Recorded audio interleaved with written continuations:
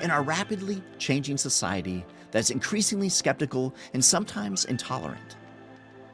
How can we effectively meet the challenge of demonstrating the good news of Jesus with truth and compassion through our lives and our ministries? In this episode, I'm joined by Sean McDowell. Sean is an associate professor in Christian Apologetics at the Talbot School of Theology at Biola University. Sean is also the co-host of the Think Biblically podcast and has one of the largest apologetics channels on YouTube. Sean has written a number of books, including Evidence for Jesus. Together, Sean and I look at some of the challenges that we have and the importance of understanding the culture around us when it comes to sharing the good news of Jesus. Sean also points out some key insights, including an often overlooked component that is essential when it comes to sharing the gospel. Are you ready? Let's go.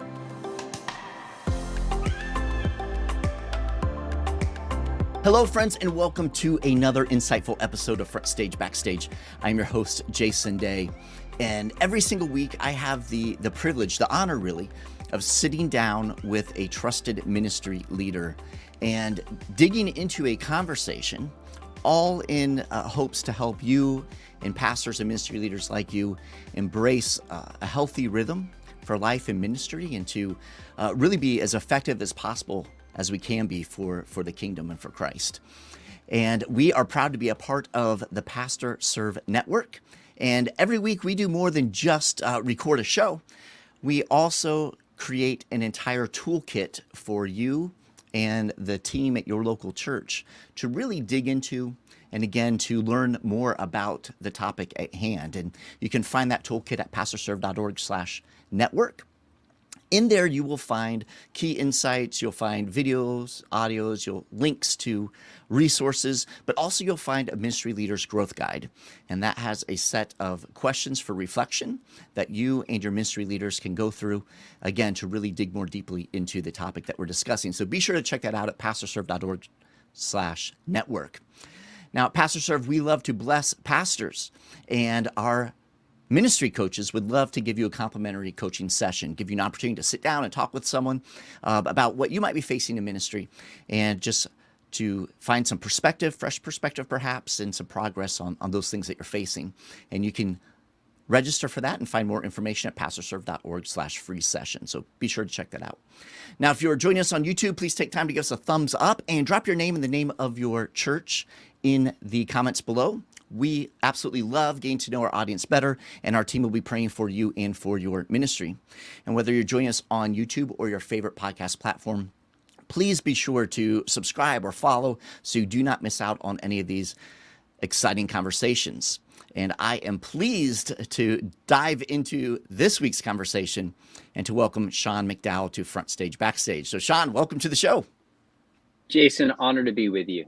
Yeah, brother. Thank you so much for making the time to hang out with us, pastors and ministry leaders from across the country and even around the world. And one of the things that I love about your heart, Sean, is your heart is really helping to come alongside and equip ministry leaders, pastors, Christ followers, when it comes to how do we share the good news of Jesus. You've really dedicated your life to this, and we're going to be spending some time looking, Sean, at a bit of the cultural landscape in which we find ourselves as pastors, as ministry leaders today, and we're going to be discussing how we can be effective when it comes to sharing the good news. And we live in an increasingly skeptical, sometimes hostile, post-Christendom world, and that's changing around us pretty rapidly, and we're experiencing that. And I think all of us in ministry are experiencing that and sensing that. Now, Sean, your father, Josh, wrote a book that was originally published, if I'm not mistaken, before either of us was probably even born yet, right? Entitled Evidence That Demands a Verdict. A best-selling book. It's been translated into, I don't know, a zillion different languages around the world, right? And then you and your father, you did an updated or a revised edition of this book a handful of years ago. Now, Sean, it's safe to say that a lot has changed in our world over the past 40 plus years. But it's also true that a lot has changed over the past 5 or 6 years, right? I mean, it seems like the last handful of years has been, decades compressed into just a few years. Sean, as a professor of apologetics, as one who has literally devoted your life to this topic, I'd love for you to begin this conversation by diving into a question. I know it's a big question. I'm not asking you to answer this as deeply as I know you can, but briefly, just to kind of get us up to speed a little bit. As we look back across these years, how has apologetics changed really over the past few decades? One of the joys of writing this book with my father, who, by the way, this fall is celebrating 6 decades in ministry, Wow. is that I've had the privilege of asking him this question on many occasions. And so he points out a few things. He'd say, number one, when you go back to kind of the 70s, you're right, this book was written in 72, Evidence Demands Verdict. I was born in 76.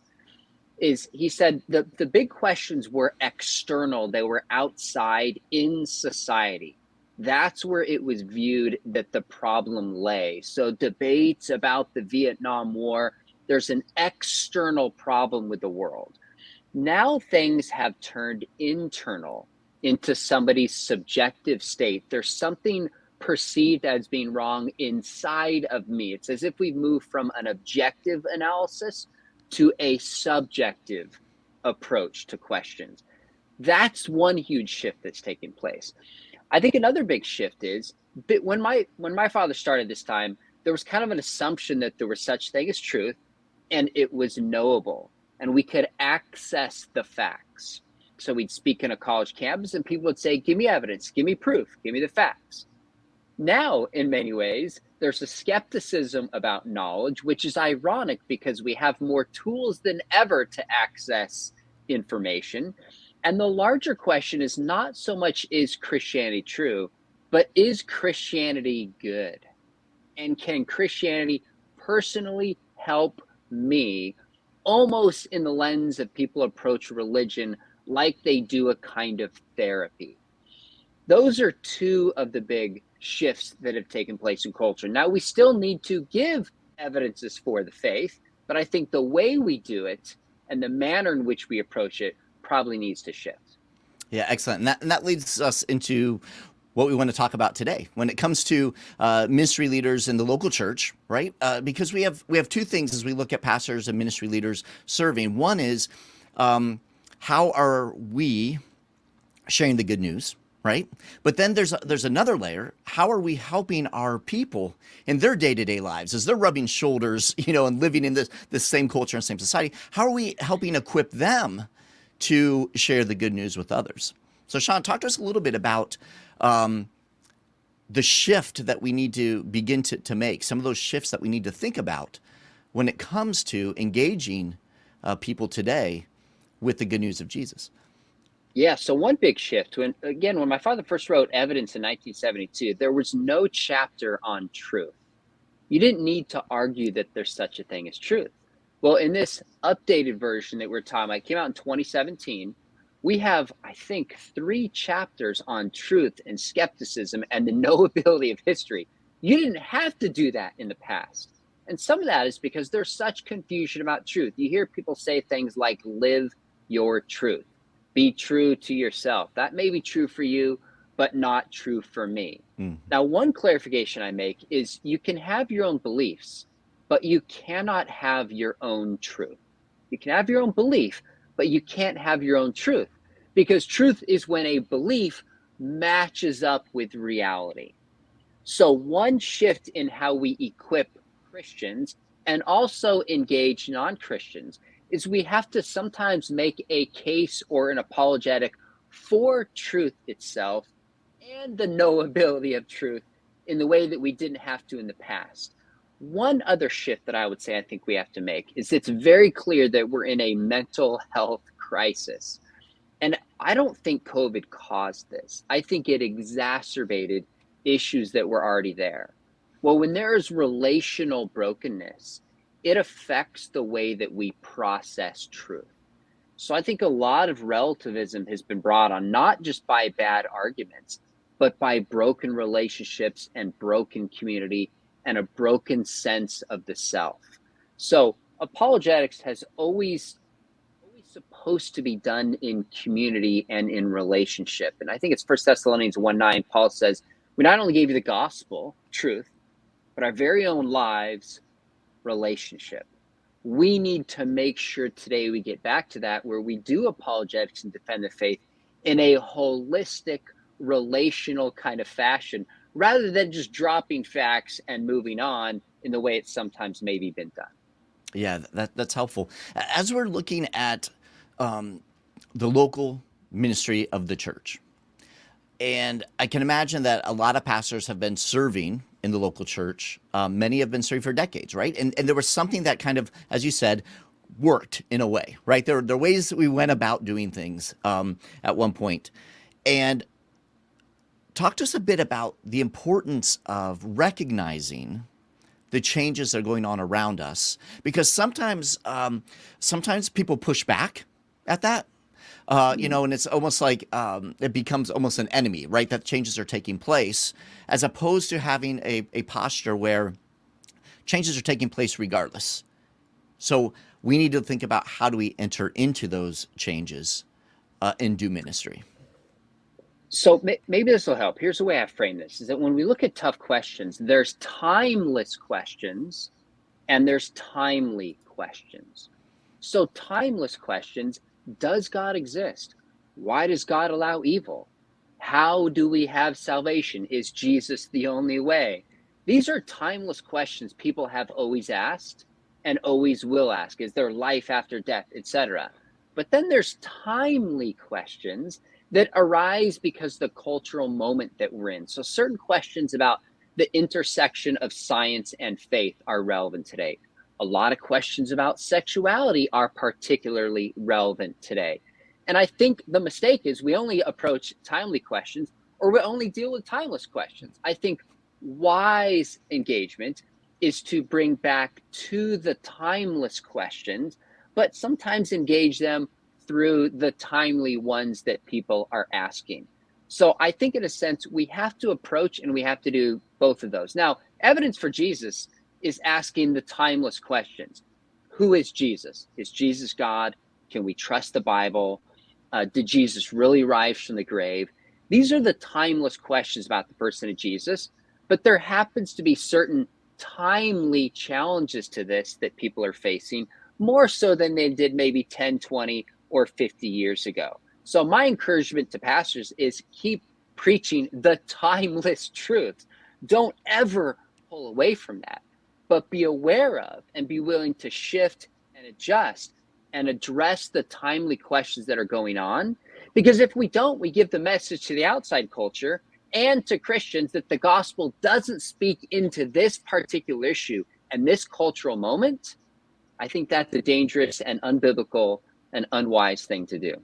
Yeah, Sean. And so let's talk about that balance a little bit, because we know sometimes there are people that love Jesus and they get really, really amped up. They get really, really focused on the timely issues, right?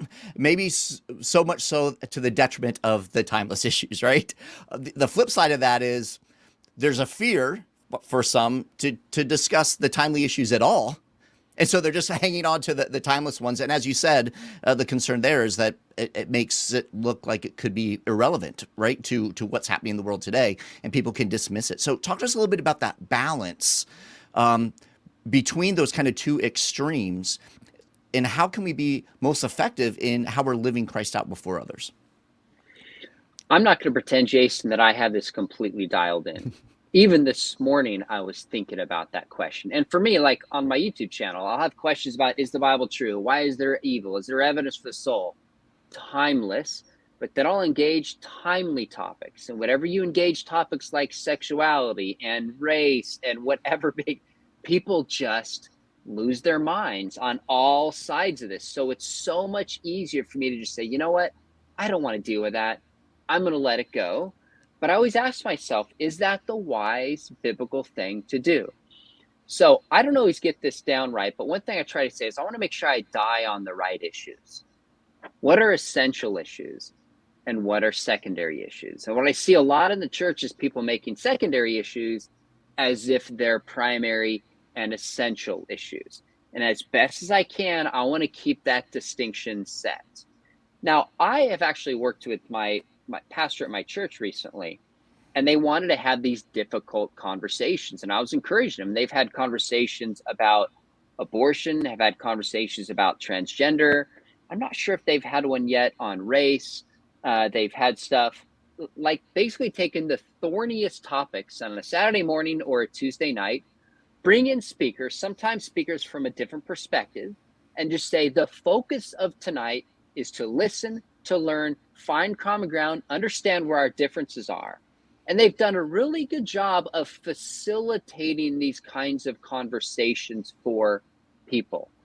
That's a wise thing I would encourage pastors to do. So number one, make sure you die on the right issues. Number two, find space for people to talk about these issues, to process them. And I think there's an awful lot of people who want to be able to discuss these things and see how their faith weighs into them. Yeah, that's excellent, Sean. You mentioned their common ground. And I've heard you speak on the idea of common ground. You've written on the idea of common ground and the value and importance of that when it comes to expressing our faith and sharing the good news of Jesus with others. Can you talk a little bit more about kind of the concept of common ground and why it's so important, even in many ways, maybe more important today than it has been throughout our lifetimes? Yeah, you can make the case that it's more important today because of identity politics. Says I can reduce somebody down to their sex, to their age, to their sexual preference, to their race, to their socioeconomic status, fill in the blank. And what happens is it basically focuses on the differences that we have and really builds a barrier and says, if you're not my sex, if you're not my race, if you're not fill in the blank, you can't understand me. Well, there are significant differences that do shape the way we see the world. So there's some truth to the idea of identity politics, but the problem is it focuses so much on the differences that it loses that as human beings, you and I, no matter any of those supposed differences, have far more in common because of our shared humanity than we do differences. And this is especially true for Christians. What we have in common through the gospel transcends any of those differences. That's why timely today, we've got to focus on common ground. Now, I found with non-believers, I went up, this is probably 10 or 12 years ago, brought my wife and my pastor to this atheist group and sat in the hot seat for 2 hours, and they were just firing questions at me about all sorts of things. And in the back of my mind, I thought, you know what? I want to do as much as I can to find common ground with these people who see the world differently. So I'm not this alien Christian evangelical who's so other. At the end of the night, it's very clear that I gave answers about the origin of the universe, why I think the Bible's true. But they walked away going, wow, like I have so much more in common with Sean as a father. Even politically, we found some common ground. Morally, we found some common ground. It helps build relationship and in many ways can help make somebody be more receptive and open to not only an ongoing relationship, but the gospel. So I think it helps with unbelievers. And I'm not saying we soften the message at all. That's not my point. But I'm always looking to find common ground with somebody of a different worldview. But it's also true in the church. We have unbelievable division right now on a range of issues. I mean, whether somebody agrees or disagrees with Bodhi Baucham, he wrote a book called Fault Lines, and he talked about how he thinks critical race theory is dividing the church. Now, regardless of your views of whether you're for it or against it or ambivalent, he's right to the level that that's an example of one issue, and there's others, that is just like a fault line going through the church and creating so much division within the body of Christ. So what common ground helps to say is say, all right, where do we differ? Where do we have common ground? Does the gospel transcend this? Is this actually a gospel issue? It helps bring clarity amidst our differences. The Bible has a lot to say about unity. It's in the book of First Corinthians. It's all over Ephesians. So I never would say we should compromise truth for the sake of unity. But we also got to recognize across the body of Christ, there's a huge range of differences and backgrounds and experiences. And insofar as we're not compromising truth, we've got to look to try to find some common ground to have unity in the body of Christ. Yeah, I love that, Sean. And because the divisiveness, just in our culture generally is so obvious right now. But as you said, the divisiveness within our churches as well. So that idea of finding that common ground, finding those things where we can relate, because if you don't have some sense of common ground, if you can't build that relationship, you'll never be able to have a second, third, fourth conversation with somebody. Right? Because it takes that, because they'll just dismiss you, as, like you said, you're so alien from me, right? You're so different from me that there's nothing really to discuss. So when we can find that common ground, that helps develop that relationship so that we can continue to build on that relationship, and we see this in Christ as well, time and time again. So as we're looking at the idea of, this has been fantastic, this idea of effectiveness and what does that look like, and adapting to a changing world around us. One of the things that often comes up is this issue of hostility toward Christians.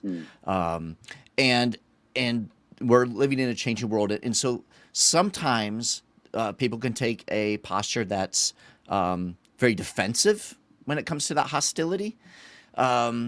Which I would love to hear your thoughts, Sean, on, as we're trying to engage a culture that is very much post-Christendom, and we sense some hostilities. What are some ways, from kind of an apologetic standpoint, can we begin to process or address or work through some of those perceived hostilities in a way that'll help us to remain effective with the gospel? So I love this question. Let me make one further point about common ground. If you look in Acts 17 on Mars Hill, what does Paul say? I see that you are a very religious people. What's he doing? He's partly finding common ground with this search for the divine, this care about religion with his seemingly foreign audience, before he goes into his speech and some of the differences between their belief in God and the Christian God. So we see Paul modeling this in Acts 17. Now, why is there so much hostility today? I think there can be a few reasons for this. I think one reason is we have a really broken culture. Hurting people hurt people, we've heard it said. I think some of the hostility is just we have an angry culture and people are looking at somebody to express it at. So we're angry at everything today, but it seems to be more so with Christianity. Why? Part of it is the nature of our message. I've been studying First Corinthians in the morning, and Paul makes it clear that we have a resurrection faith. And the cross is a stumbling block to Jews, and it's foolishness to Gentiles. It's offensive, the message that we preach. Now, we better not add offense to the gospel. And we're pretty good at doing that many times, but we also can't take it away. So some of the inherent nature of the gospel is offensive. And I think we're seeing a new worldview, especially emerging in the West, about identity, about sexuality, that is irreconcilable with a Christian way of seeing the world. So some of that hostility we can't do anything about, and we shouldn't do anything about it. Jesus let the rich young ruler walk away. They hated Jesus and crucified him because of the message that he preached. Now, what can we do about it?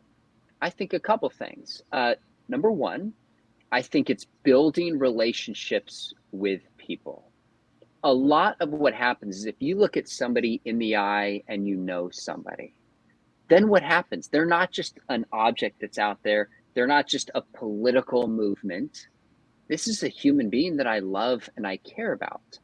So when people hear that Christianity is bigoted and hateful and it's hostile and they're voting this way, and they're tempted to believe the narrative that's so processed in our culture, if their next thought is, but I know Jim, who's my neighbor, he's a Christian, and he doesn't treat me that way. I know Jessica, she's a coworker and she's a Christian, and she doesn't treat me that way.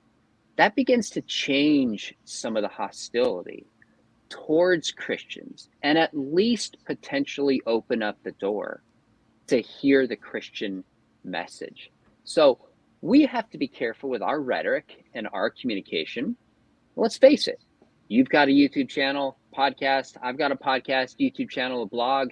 It goes through my mind. If I can come up with a provocative title and I could demonize somebody, I'm going to get hits. I'm going to get views. I'm going to get attention here, which can translate to money for somebody, depending on, like, all these things are behind it.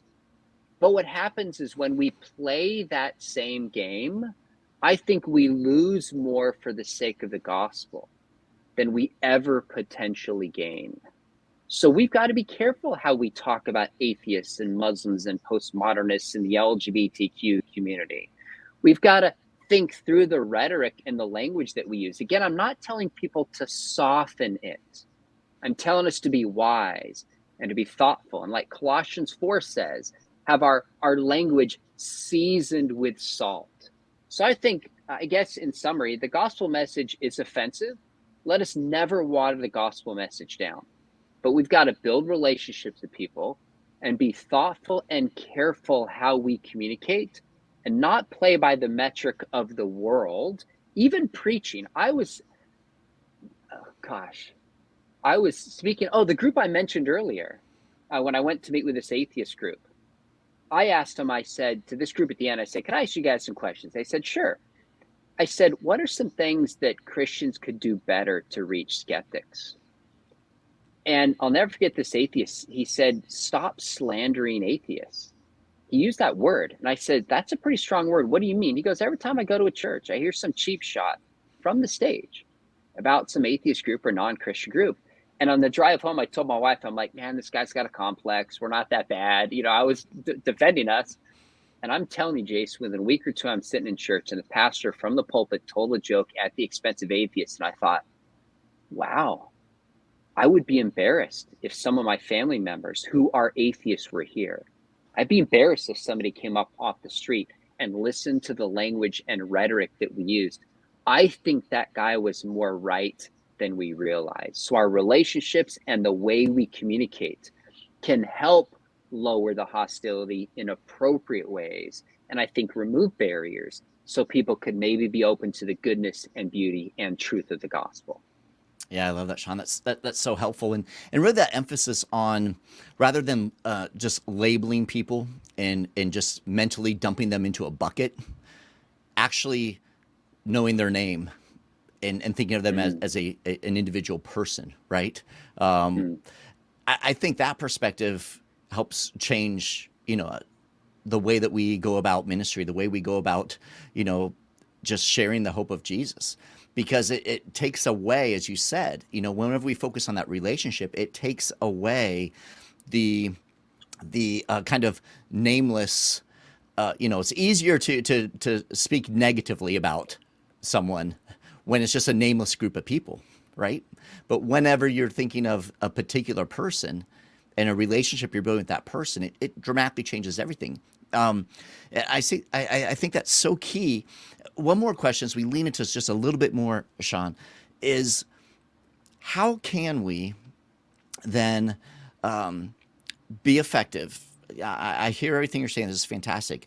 But specifically in the idea of holding out truth while at the same time demonstrating the compassion of Christ and the love of Christ.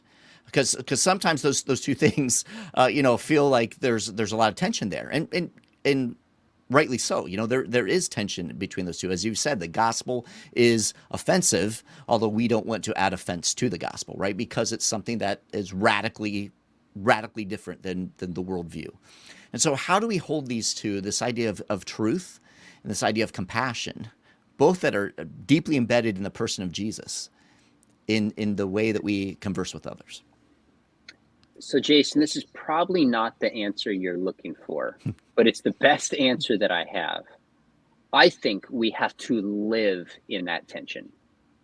And if you're not living in that tension, you're erring too much on one side or the other. if you don't ever feel the tension like, gosh, I need to be more loving here, then you're probably speaking too much truth and not being loving enough. If you never feel like, man, I could have spoken truth more boldly, there's probably a decent chance that you're softening the message and not speaking enough truth. Even this morning, I was thinking about a recent interview going, you know what, should I press this person more? Should I go back and forth, and I don't always land the plane where it needs to be landed, but I live in that tension. And the reality is some of us have maybe more of what we would consider a pastoral voice. Some people have more of maybe a prophetic voice, and that's okay. God has wired us differently, but I get asked some of the most impossible situations about using preferred pronouns, about going to same-sex weddings, about all kind of stuff that Christians differ on. And part of my answer is, you've got to live in the tension and make sure you're balancing grace and truth. If you're not living at the tension from the pulpit, with your friends, in evangelism, in a blog, on YouTube or a podcast like this, then probably it's because we're erring too far on one side than the other. Yeah, that's excellent. That's excellent, Sean. Excellent, brother. It has been so good to have you hanging out with us today, chatting through these things. I want to give you a couple opportunities as we wind down this conversation. It's been golden, brother. And I know a lot of people are going to get a lot from this. But two things. One, I want to give you an opportunity just to speak some encouragement to brothers and sisters who are serving on the front lines of the kingdom. It's a challenging time. The last handful of years have been even more challenging, it seems. So just some words of encouragement that you'd like to share with them.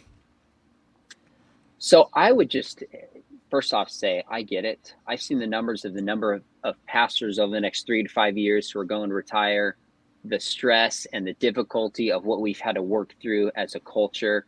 I've felt that stress in a different way. And my encouragement is to just take a moment and remember, why did you do this in the first place? What was that joy that brought you to be a pastor that you began with? Because when I start forgetting, why do I speak? Why do I do certain things in social media? Why do I teach? I kind of go back and remember exactly, number one, why I did this. And second, I start thinking about stories of people that have let me know that my ministry made a difference. So I'd encourage you to just take a moment and reflect on, why did you do this in the first place? Try to remember that joy and think of some of the people that God has used you to positively influence. Because if you are watching this podcast or listening to it at some point, I know God is using you, or you wouldn't take the time to listen to this and try to get better and try to improve. So we need you. We need people, like Jason said, more than ever, to lovingly speak truth. Be encouraged. Keep fighting the good fight. What you're doing makes a difference. I love that, Sean. That's a great word. And then the second thing, I'd love for you to share, if people are watching along, listening, and they'd like to connect with you, with your ministry, with the books. Evidence for Jesus was one of the most recent that you and I think your father also, the two of you together, worked on this one as well, right, as a project. What's the best way people could connect with you, your ministry, those types of things? So there's a few layers. I use Twitter. I use Instagram. I have a YouTube channel. I write a blog.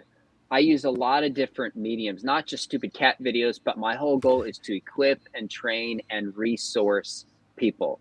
Probably the hub that connects to all these different things is just my website, seanmcdowell.org. It's got my literally links to TikTok. I do only to reach the next generation, links to Twitter, links to Instagram, to the YouTube channel. If some watching this have thought, you know what, I want to connect, and you've ever thought about getting a graduate degree, we have a full-time distance master's program. And we have a lot of pastors who come and want to learn apologetics, historical Jesus, intelligent design, problem of evil. If you're looking for somebody to mentor you, thought you've about going back, check us out at Biola Apologetics. Would love to have you there as well.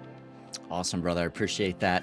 And we will have links to Sean's social, to his website. We'll have links to that master's program as well, all in the downloadable growth guide. You can find that at pastorserve.org/network, and you'll find all that in the toolkit there, so you can check that out. Sean, it's been an absolute pleasure, brother. Thank you so much for making the time once again to hang out with us and just sharing your heart. Thank you for the work that you're doing for the kingdom as you're equipping and encouraging brothers and sisters in their daily walk. in their ministry, in their daily walk, as they are sharing the good news of Jesus. We certainly appreciate all that you do. Thanks, Jason. You're a pro, buddy. All right. God bless you. Now, before you go, I want to remind you of an incredible free resource that our team puts together every single week to help you and your team dig more deeply and maximize the conversation that we just had. This is the weekly toolkit that we provide, and we understand that it's one thing to listen or watch an episode, but it's something entirely different to actually take what you've heard, what you've watched, what you've seen, and apply it to your life and to your ministry. You see, FrontStage BackStage is more than just a podcast or YouTube show about ministry leadership. We are a complete resource to help train you and your entire ministry team as you seek to grow and develop in life and ministry. Every single week, we provide a weekly toolkit, which has all types of tools in it to help you do just that. Now, you can find this at pastorserve.org/network. That's pastorserve.org/network. And there you'll find all of our shows, all of our episodes, and all of our weekly toolkits. Now, inside the toolkit are several tools, including video links and audio links for you to share with your team. There are resource links about different resources and tools that were mentioned in the conversation, several other tools, but the greatest thing is the Ministry Leaders Growth Guide. Our team pulls key insights and concepts from every conversation with our amazing guests. And then we also create engaging questions for you and your team to consider and process, providing space for you to reflect on how that episode's topic relates to your unique context at your local church, in your ministry, and in your life. Now, you can use these questions in your regular staff meetings to guide your conversation as you invest in the growth of your ministry leaders. You can find the weekly toolkit at pastorserve.org/network. We encourage you to check out that free resource. Until next time, I'm Jason Daye, encouraging you to love well, live well, and lead well. God bless.